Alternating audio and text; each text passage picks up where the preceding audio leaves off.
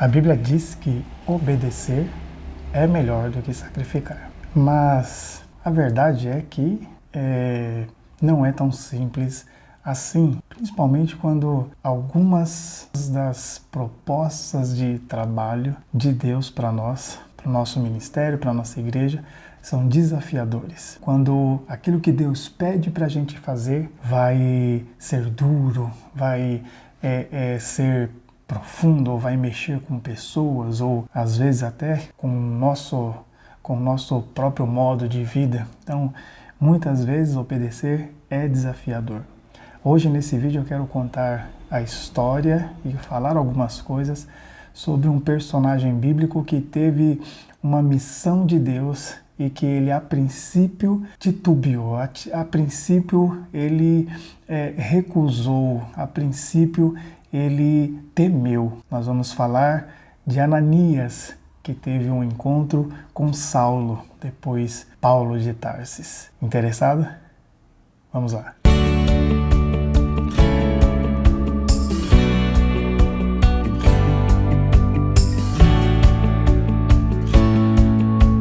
Olá, meu irmão, minha irmã, paz do Senhor Jesus. Eu sou o pastor Alexandre, seja bem-vindo para esse vídeo, seja bem-vindo aqui nesse canal.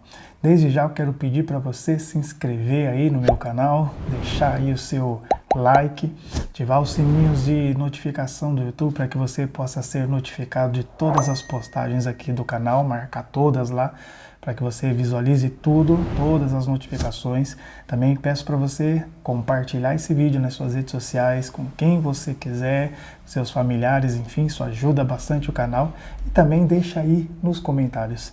Deus já te pediu alguma coisa, para fazer alguma coisa que foi bastante difícil, era algo perigoso? Como foi essa sua experiência de obediência? Deixa aí nos comentários, eu vou responder, a gente vai trocar ideia e isso com certeza vai nos edificar, beleza? Vamos lá para o conteúdo. Bom, então a história é a história em Atos dos Apóstolos, capítulo 9, conta a história de Ananias. Ananias, um servo do Senhor, um profeta que estava na cidade de Damasco. Então a gente conhece a história que Paulo ele teve aquele encontro com Jesus no caminho para Damasco, e aí diz o texto que então ele fica debilitado, cego, e ele é levado para a cidade de Damasco, onde ele fica lá em jejum e oração 3 dias naquela cidade. Num determinado dia, num determinado momento, Deus aparece para Ananias. A história está lá em Atos dos Apóstolos, capítulo 9, a partir do versículo 10. Eu vou falar algumas coisas que antecedem aqui a recusa de Ananias, aquilo que Deus estava lhe ordenando, lhe mandando, e quero pontuar algumas coisas que são importantes até a gente chegar de fato na desobediência dele. Pois bem, então ele estava lá, Ananias, diz o texto que Deus lhe dá uma visão, e nessa visão o Senhor lhe fala: Ananias, preciso de você. É mais ou menos assim, vou parafrasear, tá, irmãos? Diz o texto que ele prontamente diz: eis-me aqui. Quando ele diz isso, então o Senhor passa para ele todas as informações sobre aquilo que ele precisava fazer, e aí por fim ele diz: então você vai fazer assim, vai ir na rua tal, assim, assim, assado, e quando chegar nesse lugar vai estar um homem lá chamado Saulo que está esperando a sua oração. Esse homem também teve uma visão, esse homem também teve uma revelação como você está tendo, ele está já lhe esperando. Diz o texto que quando Ananias ouve de Deus, vê de Deus, sabe de Deus, quem é a pessoa para quem ele tem que orar e ir se encontrar, ele teme. Então ele diz: Senhor, eu conheço esse homem fez miséria com os crentes, com os cristãos lá em Jerusalém, e esse homem veio para cá com carta dos principais dos sacerdotes para poder exterminar, acabar com a raça dos crentes aqui. Pelo amor de Deus, eu temo esse homem não. E aí diz o texto que Deus diz para ele: não, vai lá, ele está te esperando, vai, porque esse homem é para mim um vaso de honra. Esse homem é para mim um instrumento nas minhas mãos para o meu propósito. Eu vou mostrar para ele o quanto ele deve padecer pelo meu nome, pelo meu reino, pela minha obra. Pois bem, irmãos, algumas coisas importantes para a gente pensar aqui que vão refletir sobre a recusa de Ananias. Primeiro ponto aí é que Deus fala com Ananias e Ananias diz para o Senhor: eis-me aqui. Ou seja, Ananias estava pronto, Ananias estava disponível. Então, a primeira coisa para você pensar aí é que Deus ele só vai falar com quem está disponível. Se você não está disponível, se você é daquele que está na igreja dando só um migué lá na igreja, está lá só para esquentar o banco, saiba que muito provavelmente Deus não vai falar com você. Muito provavelmente você vai ser salvo, mas não vai ser um vaso usado nas mãos de Deus, não vai experimentar toda a glória, toda a unção e todo o poder que Deus tem reservado para você.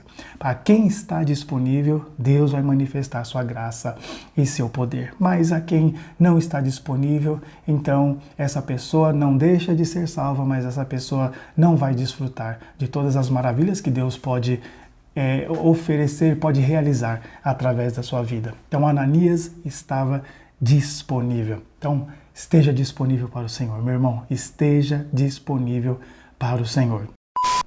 O segundo ponto interessante é que Deus dá para Ananias todas as direções. Antes dele mesmo, até mesmo de falar quem era a pessoa, Deus dá para ele todas as direções. Deus diz para ele: olha, é lá na rua direita, vou ler aqui, ó, é lá na rua direita, você vai procurar a casa de um tal de Judas, um homem lá de Tarso. Deus fala para ele todos os pontos, todos os passos que ele deveria dar para estar no lugar certo e para fazer a obra do Senhor.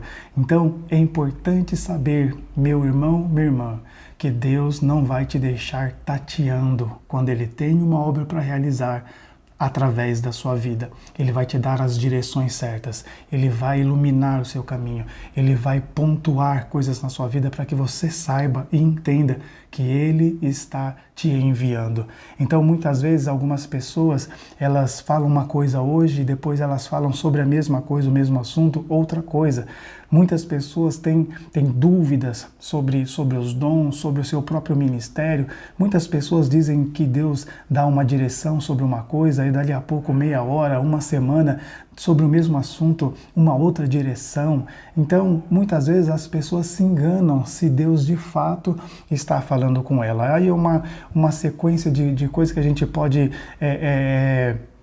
discriminar em relação à vida da pessoa, como é a sua comunhão, e aí talvez isso aponte por que tanta confusão, né, e tanto desconhecimento da vontade plena e perfeita de Deus. Mas se nós estamos na comunhão e se nós estamos na disposição do Senhor, Ele vai nos dar todas as direções. Ele vai falar claramente conosco o que devemos fazer ou o que não devemos fazer, onde devemos ir ou onde não devemos ir, para que a gente possa realizar a sua obra com eficácia, para a glória do seu nome. O terceiro ponto aí, ainda dentro disso, é que Deus preparou o ambiente para Ananias. Ou seja, não foi só Ananias que recebeu uma revelação. Paulo, ou Saulo lá, também estava recebendo uma revelação de Deus, ele também estava tendo uma visão, ele também viu um homem chegar até ele e orar por ele e ele ficar curado. Deus já estava preparando todo o local, todo o ambiente, inclusive a pessoa de Saulo, para que ele pudesse chegar lá e realizar a obra de Deus com tranquilidade, com paz, para que a obra do Senhor se completasse, para que o nome do Senhor fosse glorificado. Então, irmão, irmã, não tenha medo. Se Deus falou para você e Ele já te deu a direção do que é para fazer, como é para fazer, não se preocupe, Ele também está preparando o ambiente lá onde você vai, com as pessoas com quem você vai falar. Ele já está preparando todas as coisas para que tudo culmine na manifestação da sua graça e do seu poder. Não tenha medo de realizar a obra do Senhor, porque tanto com você quanto naquilo que você vai fazer, no lugar, as pessoas, Deus já está preparando todas as coisas. Num quarto ponto, então, quando Deus fala para ele quem é a pessoa, para quem ele vai se dirigir, com quem ele vai estar, ele teme. Então, a primeira coisa que eu entendo aqui, quando ele sabe que é Saulo, que matava os cristãos, que estava lá em Damasco para perseguir as pessoas, primeira coisa que eu entendo, E aí já dentro dessa questão da obediência, mesmo estando preparados, mesmo estando dispostos, mesmo tendo todas as direções de Deus, mesmo sendo um homem de consagração, de oração, uma pessoa de louvor, uma pessoa de adoração a Deus, uma pessoa posicionada, mesmo nós, nessa condição, muitas vezes nós vamos temer, muitas vezes nós vamos falhar, muitas vezes nós vamos fugir daquilo que Deus quer realizar através das nossas vidas. E isso não é errado. A fraqueza humana não é um erro. A Bíblia diz que Paulo, num determinado momento, disse para Deus: Deus, arranca de mim esse espinho na carne. E o que Deus falou para ele? Minha graça, Paulo, te basta, porque a minha graça se aperfeiçoa na sua fraqueza. Então, entenda, irmãos, nós somos seres humanos e Deus compreende a nossa fragilidade. O que nós precisamos entender é que quem está operando através de nós é a graça de Deus, é o poder de Deus. Então, mesmo sendo tamanhamente preparados, extremamente cautelosos, extremamente cuidadosos, zelosos com as coisas de Deus, alguns momentos na nossa vida nós vamos ter medo, alguns momentos na nossa vida nós vamos fraquejar, em alguns momentos na nossa vida nós vamos fugir do propósito de Deus. Então, só confie no Senhor. Então, se entregue à vontade do Senhor. E então, Deus diz para Ananias: Ananias, não tenha medo. Ananias argumenta com Deus, né? Esse homem fazia isso, aquilo, era um homem temido, terrível, né? Para os cristãos. E aí Deus fala exatamente do que se tratava para Ananias, que foi o que o fez levantar e ir até onde Deus queria. Deus disse: este homem é para mim um vaso escolhido. Então entenda, irmão e irmã, nós podemos estar dispostos, nós podemos ter todas as direções de Deus, nós podemos ter todas as condições favoráveis para que realizemos a obra de Deus. Talvez em algum momento a gente vá fraquejar, talvez em algum momento a gente vá perder a fé, a gente vá perder a confiança, mas entenda uma coisa: seja o que quer que aconteça, ou qual foram as coisas que estejam imbuídas aí, incluídas aí nesse processo da sua obediência, do seu chamado com o Senhor, entenda uma coisa: tudo está ligado ao propósito do Senhor. O que importa para nós é sabermos que aquilo que Deus quer realizar é uma obra de excelência. Deus fala para Ananias: esse homem é para mim um vaso escolhido. Ele é precioso, ele é importante para mim e para a minha obra. Então entenda que não se trata de você, se trata da obra de Deus, se trata do propósito de Deus.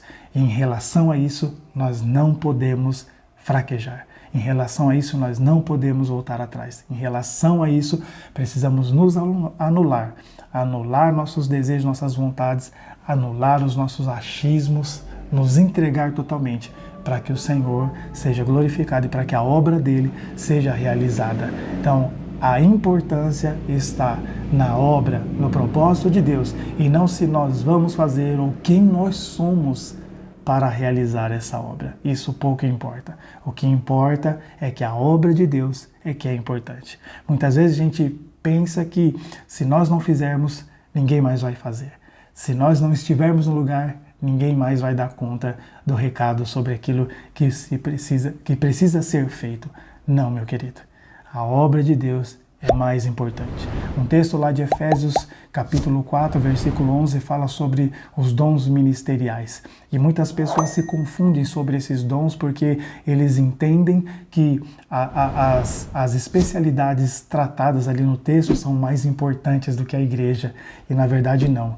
Você apóstolo, você profeta, evangelista, pastor, mestre, você não é mais importante do que a igreja. A Bíblia diz que esses ministérios, essas especialidades foram levantadas, foram separadas por Deus para edificar a obra. O importante é a obra ser edificada. O importante é a igreja ser amadurecida. O importante é a igreja chegar na estatura de Cristo, na estatura perfeita da plenitude de Cristo. Não é importante quem faz, mesmo porque no texto ele diz que Deus escolhe uns para isso, outros para aquilo, ou seja, qualquer um pode ser. Então ele não está dizendo que o ministério é importante, sim a finalidade pelo qual ele é criado, para que ele é criado, ou seja, a igreja é importante. Então entenda, irmão, e nesse texto de Atos, na vida de Ananias, o importante é aquele pelo qual Deus quer tratar, quer transformar para que a obra dele seja realizada. O importante era Saulo ser transformado, ser curado, ser levantado, o apóstolo do Senhor para a sua obra, e não quem era Ananias, como ele se relacionava com Deus, qual era o seu ministério, o seu propósito. Ele, nesse momento, era um instrumento. Eu não estou dizendo aqui que pouco importa você pastor, pouco importa você apóstolo, pouco importa. Não, o que eu estou dizendo é, tenha na sua mente que importante é o corpo de Cristo, e não o seu ministério, e não o seu trabalho. Se você der valor ao corpo de Cristo, então seu trabalho vai ser honrado e vai ser valorizado. Amém, meu irmão, minha irmã. Deus abençoe a sua vida.